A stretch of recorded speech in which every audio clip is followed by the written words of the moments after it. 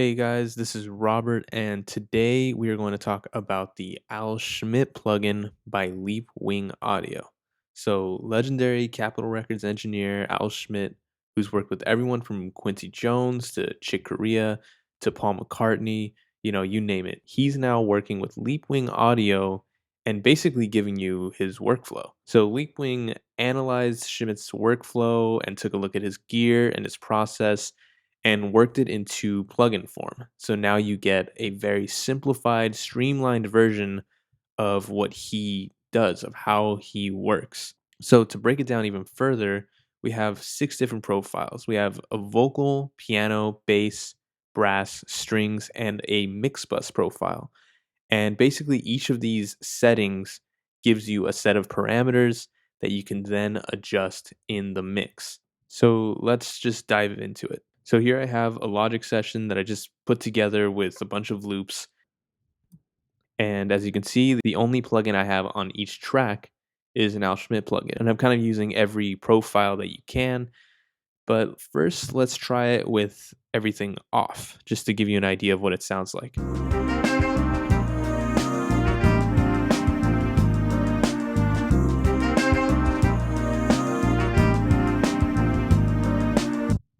So cool, sounds good. Nice little kind of R&B thing. Now let's turn on Al Schmitt and see what it did to my mix.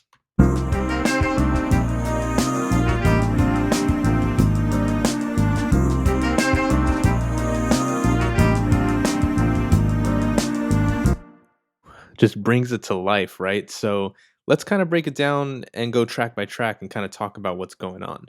So first, let's start with the drums. Now, there's not a drum profile, but since the drums are kind of a full body instrument that covers the entire frequency spectrum, I thought let's use the mix setting. So on the mix setting, I'm doing some stuff to the high level, and there's a compressor here that usually is set like this with the little chain link on, and that's a compressor, and it'll do the compression for all three bands at once.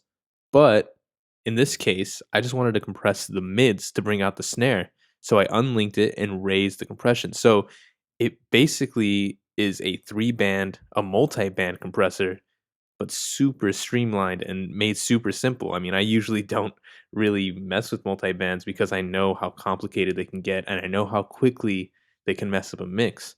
But in this case, it's just made so easy. So let me show you just the drums with and without Schmitt.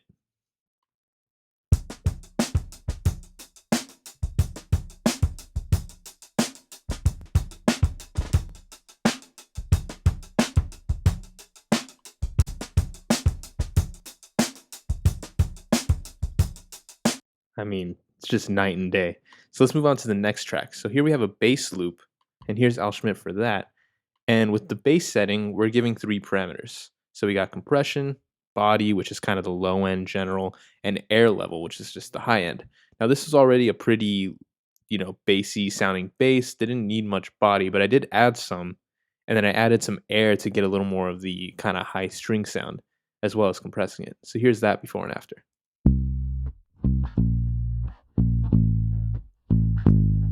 Now without it.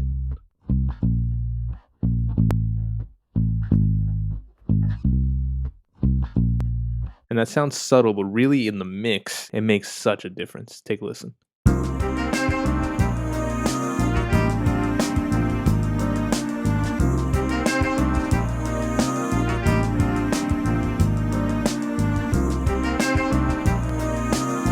It just sits a lot better when you work it into the mix. So now let's move on to the next instrument. We have a piano, and this is what Al Schmitt piano looks like. We have a compression and we have echo. Pretty simple and straightforward. Let's take a listen to the piano.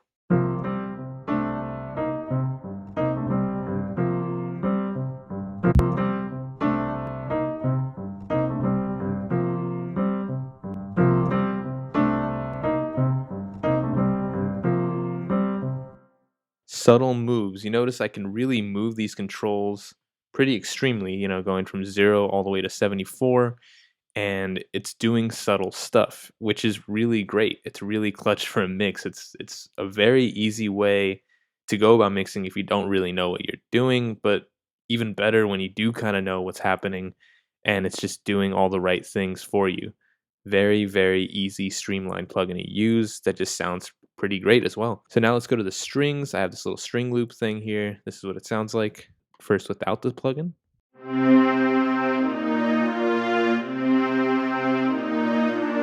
Now let's do with.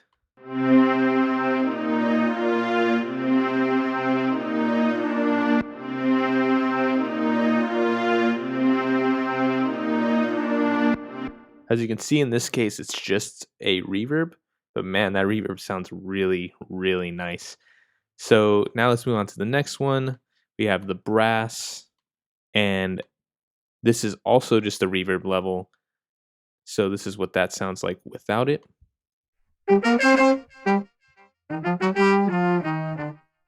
So that's without it, and as you can hear, there's already a little bit of delay on it. But let's see what happens when we add just a little bit of echo to support it.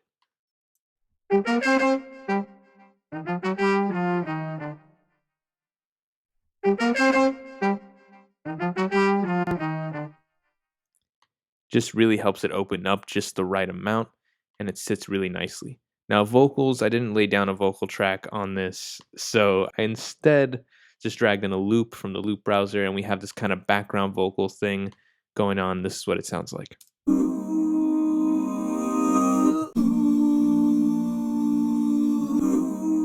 So in this case, I took from a preset from 50's vocal and adjusted it from there. So I think it had a little less compression. I upped the compression. I boosted the air level, which is kind of like a super high EQ. You can choose what air type we're using. I want to say the 5, 8, and 16 are probably corresponding to frequencies. And so we have the air level boosted, and then we have echo. And here's what that sounds like.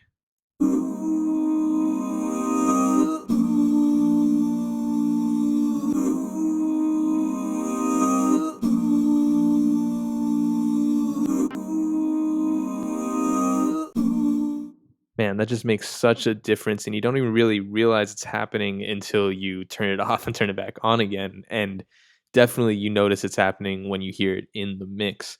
So now that we've gone through all these different types, all these profiles, all we have left is our stereo out. So let's hear the entire mix with Al Schmitt going and everything except for on the mix bus. So I'm going to turn off Al Schmitt on our master fader, and let's take a listen.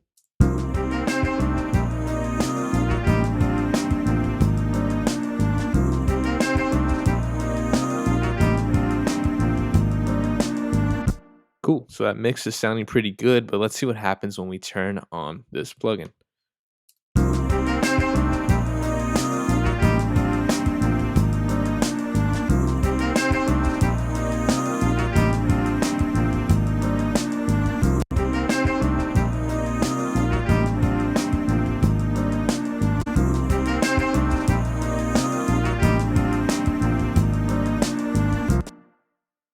The Leapwing Al Schmitt plugin, just really great all around plugin for mixing and for mixing fast more than anything. This took probably about 10 minutes of just kind of feeling it out by ear, what feels right to the mix. And man, it just turned this mix that, sounded good. It was fine. It was all just loop based, but it really gave it a new character. It gave it new life. So check it out. Leapwing Audio, Al Schmitt. Thank you guys for watching. Goodbye.